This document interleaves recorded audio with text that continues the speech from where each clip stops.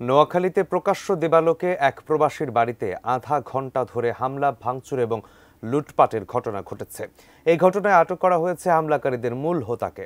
শুক্রবার বিকেলে সদর উপজেলার কৃষ্ণরামপুর গ্রামে এ ঘটনা ঘটে। হামলার শিকার সৌদি প্রবাসী নুরুল আফসার সুমন ও তার পরিবারের সদস্যরা জানান, স্থানীয় দুই ভাই আলমগীর ও জাহাঙ্গীরের নেতৃত্বে প্রায় অর্ধ শতাধিক অস্ত্রধারী সন্ত্রাসী 8টি মাইক্রোবাস এবং 2টি পিকআপ ভ্যানে করে আসে।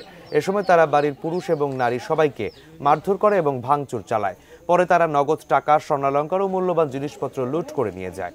পুলিশ ঘটনাস্থলে এসে জাহাঙ্গীরকে আটক করে। ভুক্তভোগী সুমন জানান, বাড়িটি তার আলমগীর এবং জাহাঙ্গীরের কাছ থেকে সম্পূর্ণ টাকা পরিশোধ করে কিনেছিলেন, কিন্তু পরবর্তীতে তারা আরও টাকা দাবি করে। একই সঙ্গে তারা জাল দলিল তৈরি করে হুমকি দিতে থাকে। এ বিষয়ে গত ডিসেম্বরে মামলা করলে আলমগীর গ্রেপ্তার হয়। সম্প্রতি সে জামিনে মুক্ত হয়ে এই হামলা করে।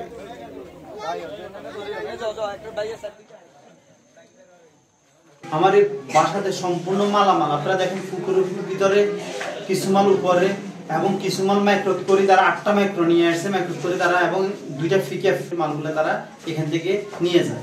আমার এক সংসারে যা ছিল, টাকা পয়সা যা জিনিসপত্র কি করছে আপনারা দেখেন। জাহাঙ্গীরের ভাই আলমগীর আর ইগিন্দি গুসাই এক খাড়াতাই এদি 4 হাস লাতে দিছে, শেষে হে দিছে আমার কোপ।